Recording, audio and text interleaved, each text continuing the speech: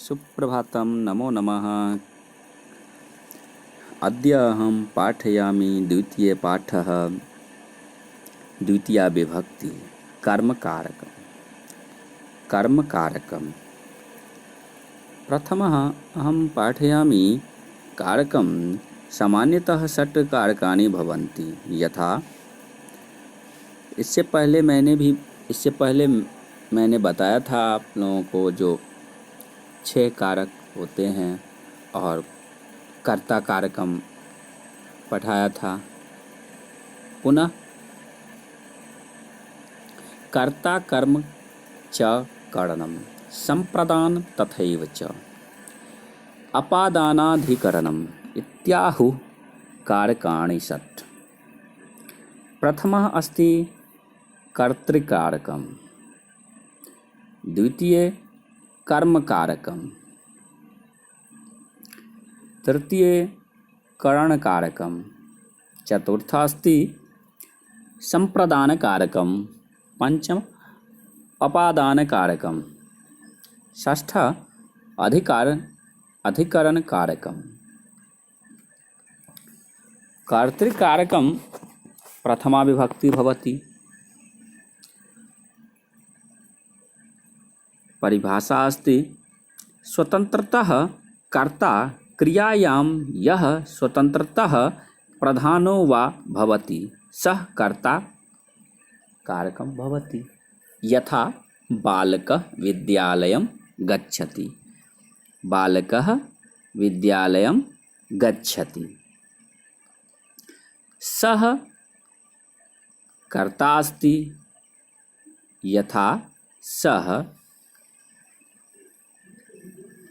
बालकः, अत्र अस्ति बालकः विद्यालयं गच्छति।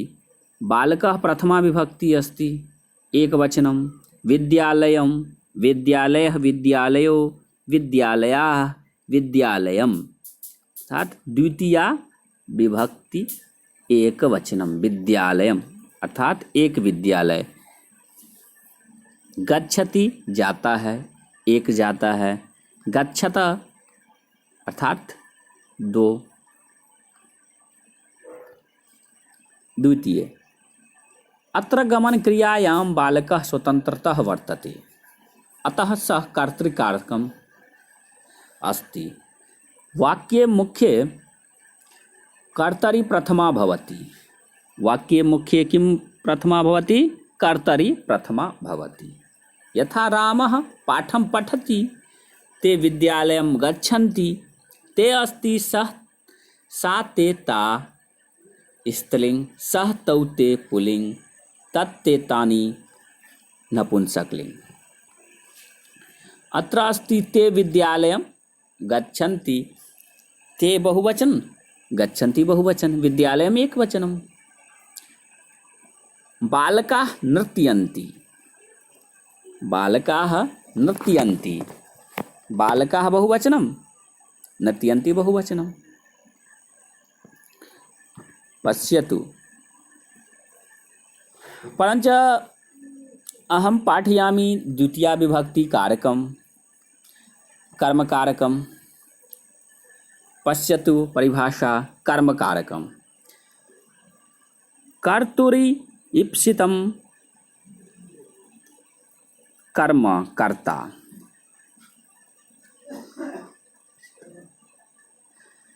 स्वक्रियाया यम अर्थम अतिशयेन प्राप्तुम इच्छति तत् कर्म भवति।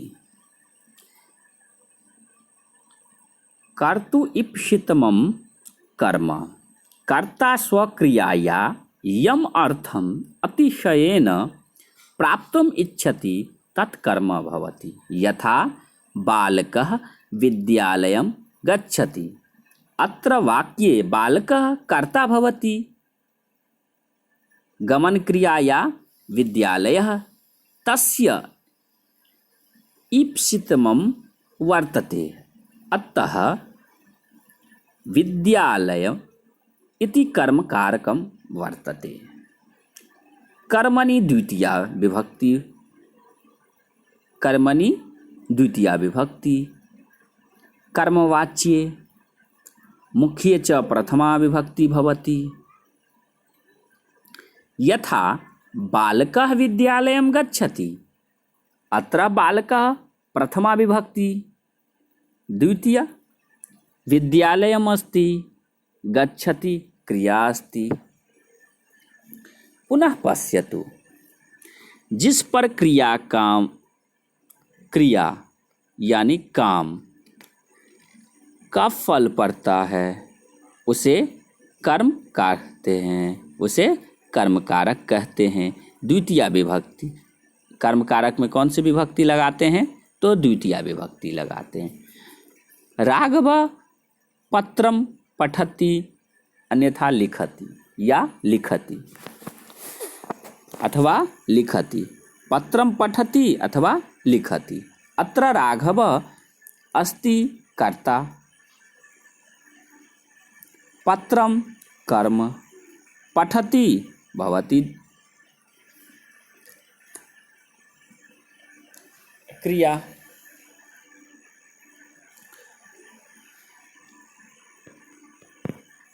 पश्यतु पाठ, द्वितीया विभक्ति कर्मकारकं द्वितीय पाठः। प्रथमः अस्ति एषः छात्रः अस्ति। एषः, अत्र एषः शब्दस्य अर्थः यः, एषः शब्दस्य अर्थः यः। यः छात्रः, छात्र विद्यार्थी, अस्ति है, यह छात्र है। छात्रः नमति, छात्र किं करोति? छात्र नमति, छात्र नमस्कार करता है। अत्र प्रश्नः भविष्यति कैसे होगा? तो अत्र छात्रः किं करोति, छात्रः किं कम करोति, किम अर्थात क्या, कम कर्म कारक है तो कम किम करोति, कम नमति, कम नमति, छात्रः कम नमति, तो छात्रः शिक्षकम नमति। किम इसलिए नहीं होगा यहाँ पे, क्यों नहीं होगा? यहाँ पे छात्र किसको, अर्थात यहाँ पे कर्म का प्रयोग किया जा रहा है, कर्म का प्रयोग किया जा रहा है, इसीलिए किम नहीं होगा, कम होगा। सः किम करोति एतादृशम, परंच अत्र शिक्षकम अस्ति, किसको नमस्कार करता है, कर्म कारक। तो छात्रः कम नमति, छात्र शिक्षकम नमति, छात्र किसको नमस्कार करता है? तो छात्र शिक्षक को नमस्कार करता है, छात्र शिक्षक को नमस्कार करता है। बालकः पठति, बालकः पठति, पठति बालक पढ़ता है। अत्र अस्ति बालकः पश्यति, बालकः किं करोति, पश्यति, बालकः लिखति, एतादृशं। बालकः हसति, इस वाक्य से हम 5 वाक्य बना सकते हैं, 10 वाक्य बना सकते हैं। बालकः नमति, बालकः खेलति, बालकः धावति, बालकः खादति, इस तरह से भी बना सकते हैं। परंच अत्र अस्ति बालकः पश्यति, बालक पश्यति शब्द से अर्थ देखता है, दृश्यति का भी वही होता है, लेकिन यहाँ पे पश्यति का प्रयोग किया गया है। बालकः शुकौ पश्यति, बालकः शुकौ पश्यति।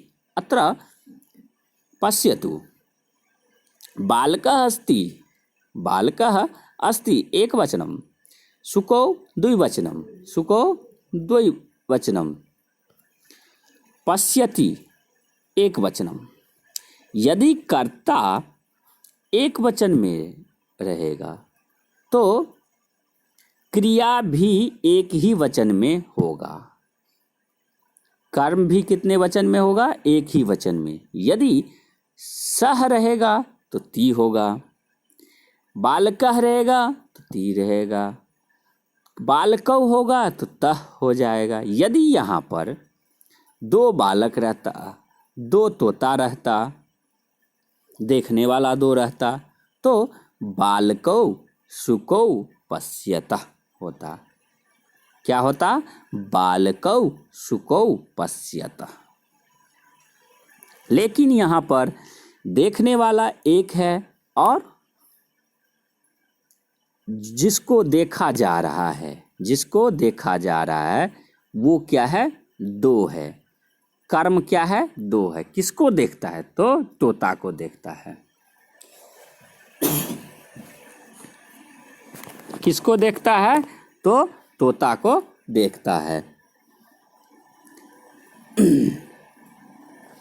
अब देखिए, सर्वनाम शब्द का यहाँ पर प्रयोग किया जा रहा है। कौन सा शब्द का प्रयोग किया जा रहा है? तो सर्वनाम शब्द का सह। सह अर्थात वह। कह वह, बालकः। सह परिभाषा अस्ति संज्ञा स्थाने प्रयुक्तः शब्द सर्वनाम शब्दः भवति। संज्ञा के स्थान पर प्रयुक्त किए जाने वाले शब्द, प्रयोग किए जाने वाले शब्द सर्वनाम शब्द होते हैं। जैसे सह, एषः, त्वं, ये सर्वनाम शब्द है। तो सह कौ पश्यति, सह वह, कौ, कौ यानी किस दो को, किस दो को, किन दो को, पश्यति देखता है। सह शुकौ पश्यति, सह शुकौ पश्यति, सह कौ पश्यति, सह शुकौ पश्यति। वह किसको देख रहा है? दो तोता को देख रहा है। किसको देख रहा है? दो तोता को देख रहा है। अब यहाँ भी देखिए, कर्ता अत्र अस्ति, कर्ता किम अस्ति? अत्र एक अस्ति, परंच कर्म द्वौ स्तः। क्रिया एकवचनम, कर्ता एकवचनम, तत्र क्रिया अपि एकवचनम भवति। लेकिन यहाँ पर कर्म द्विवचन है। कर्म क्या है? द्विवचन है। कर्म दो वचन हो सकता है, बहुवचन भी हो सकता है, तीन भी हो सकता है, एक भी हो सकता है, अनेक भी हो सकता है। लेकिन कर्ता और क्रिया आपस में, कर्ता जितने वचन में रहेंगे उतने ही वचन में क्रिया भी होगा। अब देखिए, मालाकारः उद्यानं गच्छति, मालाकारः उद्यानं गच्छति। मालाकारः कुत्र गच्छति, मालाकारः कुत्र गच्छति। कुत्र शब्दस्य अर्थ कहाँ जाता है। मालाकारः सबसे पहले ये जानेंगे, मालाकारः किसको कहेंगे? तो जो पुष्प देते हैं, जो फूल बनाते हैं, जो माली होते हैं, वो होते हैं मालाकार। माला जो बनाते हैं पुष्प, वो मालाकार होते हैं। तो मालाकारः कुत्र गच्छति, मालाकारः उद्यानं गच्छति। सः सर्वनाम शब्द अर्थात वह। कः? मालाकारः, मालाकारः सः पादपान् आरोपयति। किम करोति? वह पौधा लगाता है। सः कान आरोपयति, सः कान आरोपयति, वह क्या रोप रहा है? सः पादपान, वह पौधों को लगा रहा है, वह पौधों को लगा रहा है। आरोपयति।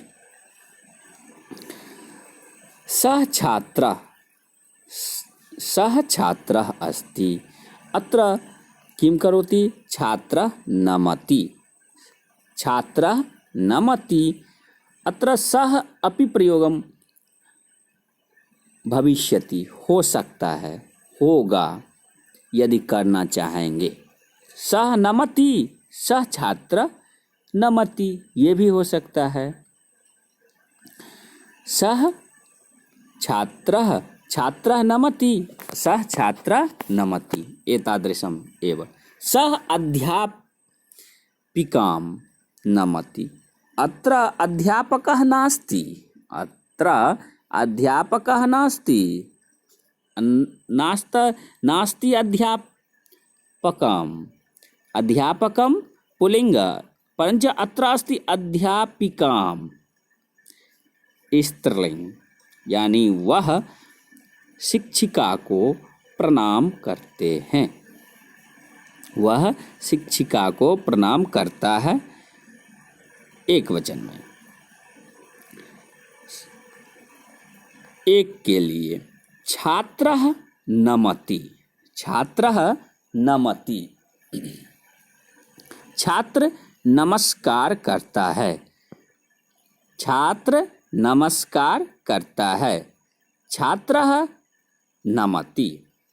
सः अध्यापिके नमति, सः अध्यापिके नमति, वह दो अध्यापिकाओं को नमस्कार करता है।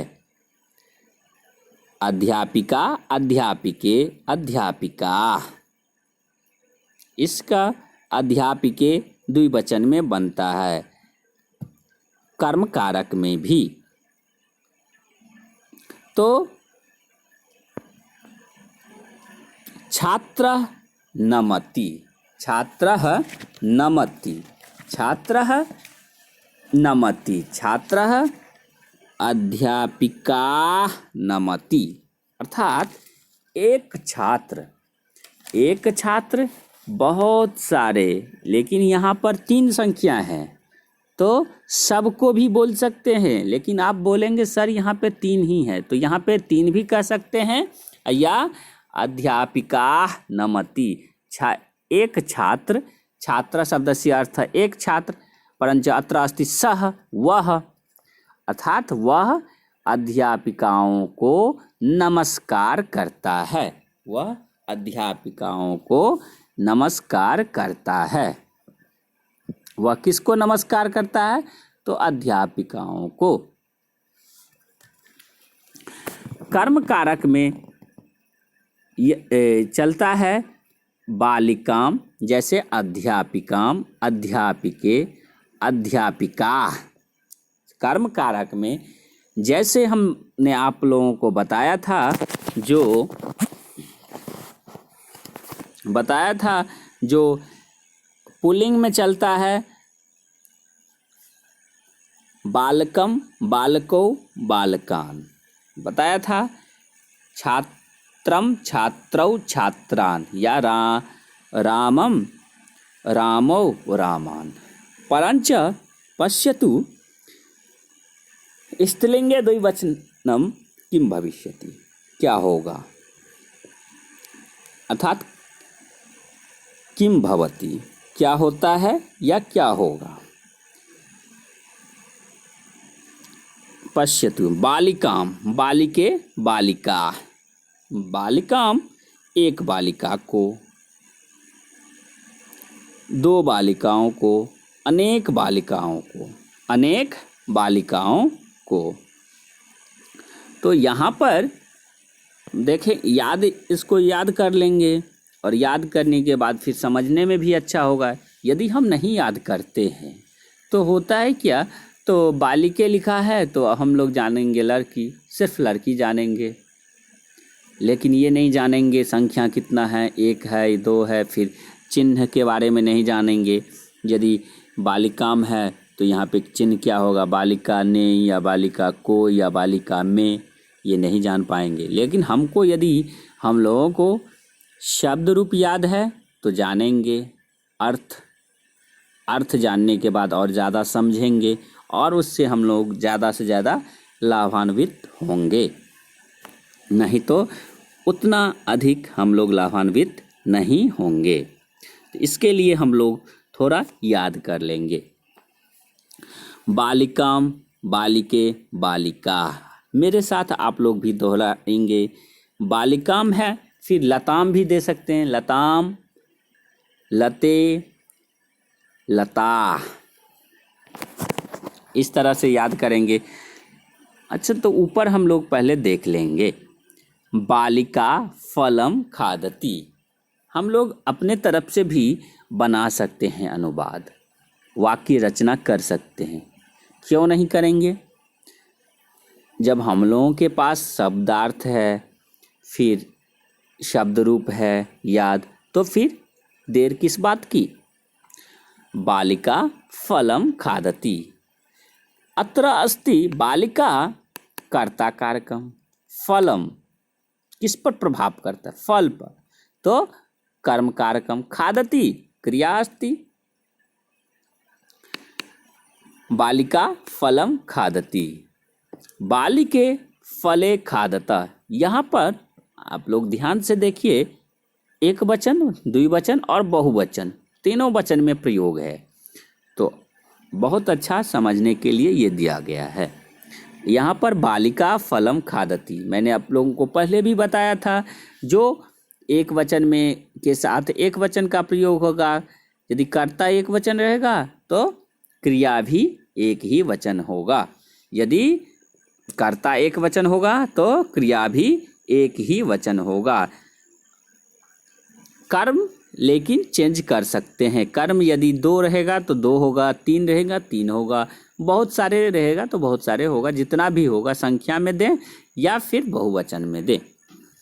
तो बालिका फलम खादती, बालिका फल खाती है। फिर बालिके फले खादता। अब ये थोड़ा समझ लेना जरूरी है, जो सर फल कौन सा लिंग है? फल कौन सा लिंग है? तो फल नपुंसक लिंग है, ना तो स्त्रीलिंग है ना तो पुल्लिंग है, अथवा नपुंसक लिंग। फल नपुंसक लिंग का रूप कैसे चलता है? तो फलम फले फलानी, जलम जले जलानी। अब इसमें बहुत ही खुशी की बात है आप लोगों के लिए, और बहुत आसान है। क्या है? तो इसका शब्द रूप प्रथमा विभक्ति जैसे ही चलता है वैसे ही द्वितीया विभक्ति है। जैसे कि फलम फले फलानी, फलम फले फलानी, दोनों विभक्ति में समान ही रूप है, कोई परिवर्तन नहीं है। और इससे भी खुशी की बात हम यह कहेंगे आप लोगों को, तो जैसे कि आप लोग पुल्लिंग शब्द याद करेंगे, पुल्लिंग शब्द रूप, उसी प्रकार द्वितीया विभक्ति के बाद तृतीया से संबोधन तक समान ही रूप चलता है। जैसे कि बालकः बालको बालकाः, बालकम बालको बालकान, बालकेन बालकाभ्याम बालकैः तृतीया रूप है। वैसे ही फलम फले फलानी, फलम फले फलानी, फलेन फलाभ्याम फलैः। जैसे मैंने बताया था बालकेन बालकाभ्याम बालकैः, वैसे फलेन फलाभ्याम फलैः। आप लोगों को क्या अंतर लग रहा है? कुछ भी अंतर नहीं है, कुछ भी अंतर नहीं है। जैसा कि मैंने बताया था आप लोगों को, ती तह अंति सी थह थ आमी आवह आमह। मैंने बताया था ती तह अंति सी थह थ आमी आवह आमह। तो सभी के लिए समान बताया था। वर्तमान काल के लिए फलती फलतः फलंती, हंसती हंसतः हंसंती, पिबती पिबतः पिबंती। तो मैंने जो ये बता दिया था तो आप लोग कितना आसानी से याद किया था। तो इसी प्रकार नपुंसक लिंग और पुल्लिंग में कोई खास अंतर नहीं है, सिर्फ प्रथमा विभक्ति और द्वितीया विभक्ति। जहाँ तक की बात है प्रथमा विभक्ति और द्वितीया विभक्ति आप लोगों को याद ही होगा, कोई घबराने की बात नहीं है। तो फिर देखते हैं, तो यहाँ पर बालिके फले खादता, तो बालिके भी द्विवचन में हैं और फले भी द्विवचन में हैं, खादता भी द्विवचन में है, यहाँ पर सभी द्विवचन में है। जहाँ तक की बात है, पहले मैंने बताया था, इससे पहले भी कई बार बता चुका हूँ, जो कर्म हो सकता है, कर्म हो सकता है एक वचन भी, द्विवचन भी और बहुवचन भी। कर्म के लिए कुछ भी हो सकता है। अब देखिए बहुवचन में, बालिका फलानि खादन्ति, बालिका फलानि खादन्ति, बालिका है, बालिका अत्र अस्ति बहुवचन, फलानि अपि बहुवचन, खादन्ति एव बहुवचन। इससे पहले भी बताया था, देखिए आप लोग आराम से देखिए, जो बालिका फलम फले फलानी, फलम फले फलानी, क्योंकि द्वितीया द्विवचन है, एक वचन है, बहुवचन है, द्विवचन है, तो सभी में उसी प्रकार है जैसे मैंने कि बताया था, फलम फले फलानी, फलम फले फलानी। देखिए फलानी यहाँ पर कर्म कारक है, कर्म कारक है, लेकिन प्रथमा विभक्ति के जैसा ही है, तो कोई अंतर नहीं दिखाई देता होगा आप लोगों को, तो ऐसा ही होता है और होगा। बालिका फलानि खादन्ति, सभी बालिका बहुत सारे फल खाती हैं। अब देखेंगे जिस पर क्रिया का, देखेंगे हिंदी में जिस पर क्रिया काम यानी क्रिया अर्थात काम का फल पड़ता है उसे कर्म कहते हैं। उसे क्या कहते हैं? कर्म कहते हैं, कर्म कारक कहते हैं। और कर्म कारक में द्वितीया विभक्ति लगती है। सामान्यतः द्वितीया विभक्ति का चिन्ह होता है को, जैसा कि मैंने इससे पहले बताया होगा, आप लोगों को बताया हूँ, कर्ता कारकम, कर्ता ने, क्या? कर्ता ने, कर्म को, कर्म को, और करण से के द्वारा, लेकिन करण अभी नहीं पढ़ाए हैं, तो आप लोग एक बार वैसे देख लेंगे। कारक चिन्ह, कर्म कारक चिन्ह है, कर्ता ने कर्म को, कर्ता ने कर्म को, तो ये आप लोग याद कर लेंगे। याद वैसे होगा ही, नहीं होगा तो आप याद कर लेंगे, कर्ता ने कर्म को।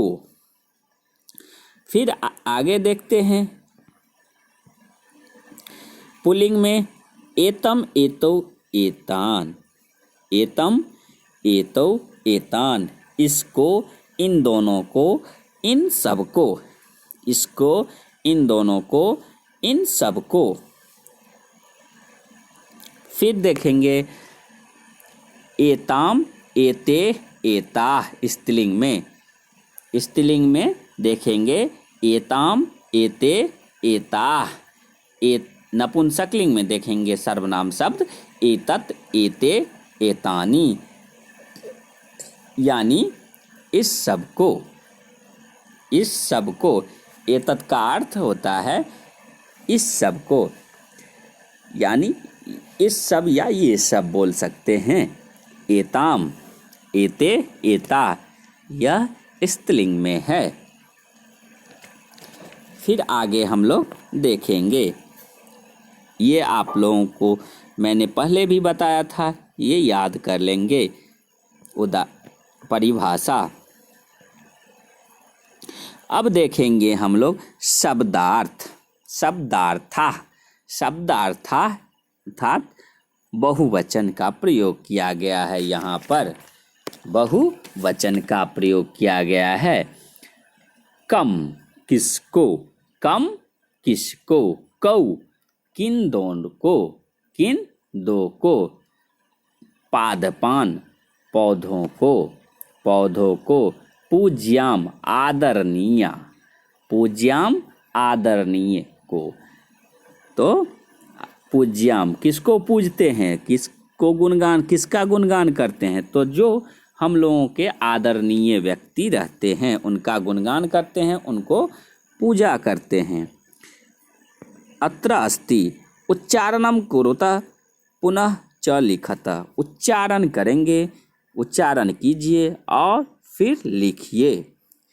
बालकम, बालकम, बालिकाम, बालिकाम अत्र अस्ति स्त्रीलिंग।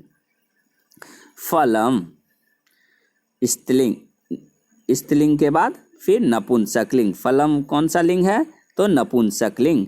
बालकान, बालकान फिर पुल्लिंग। बालिका स्त्रीलिंग बहुवचन। शिक्षकम पुल्लिंग। सुकौ पुल्लिंग। पादपान